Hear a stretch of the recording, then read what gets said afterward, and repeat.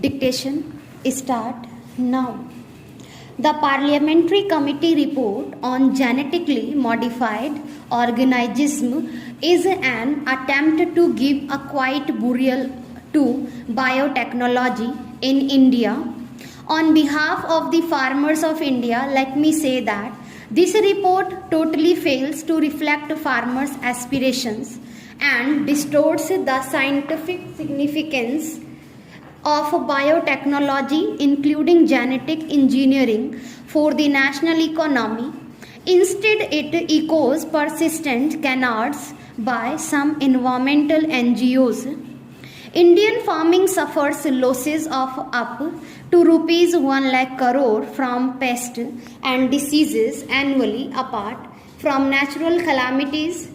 Till the 1960s, India used only conventional breeding for seeds, but these traditional varieties were insufficient to feed the country, which became totally dependent for food aid from the US. Then came the Green Revolution, which harnessed biotechnology. This saved India from starvation and made it a food exporter.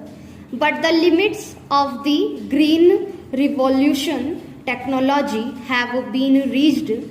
We now have new kinds of biotechnology, including GM crops.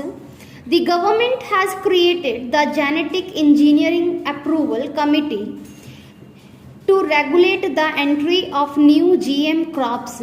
Unfortunately, the parliamentary committee's report seems to return for them by green activists without reference to scientists or farmers. Instead of hailing GM crops as a huge success, they are being portrayed as dangerous. This demonetization will demoralize top Indian researchers.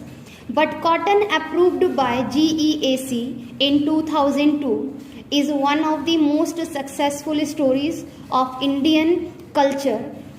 After the Green Revolution, 50,000 hectares were planted in 2002, and by 2012, this reached 10 million hectares planted by 10 million farmers in 9 states.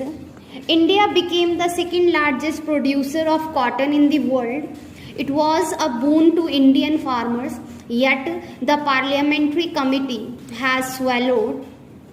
NGOs claims that this has been of no use at all for farmers.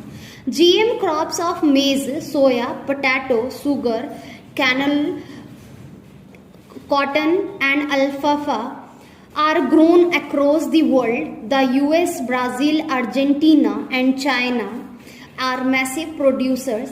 The global GM crops area increased from 4.3 million hectares in 1996 to 148 million hectares by 2010. Not a single case of any danger to human health has been reported yet. Green activists keep spreading false stories about health hazards.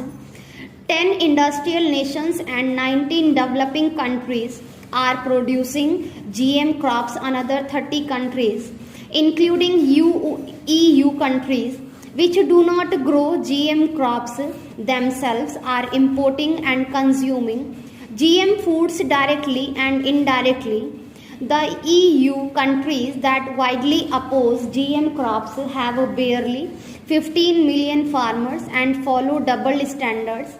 They import huge quantities of cattle feed and beef from GM crop producing countries, including Brazil. So GM crops are very much in the European food chain. Besides, over 15 million European tourists visit the US and Latin America every year and happily consume GM food there with no adverse health effects, yet they make a huge noise in their own countries. But today, even the EU has allowed some GM crops. Spain, with 76,675 hectares of BT maize, is the leader. China is growing but cotton, tomato, papaya, and sweet pepper. In 2007, it gave in principle approval for BT rice and BT maize. As of 2010, China was cultivating 3.5 million hectares of BT crops.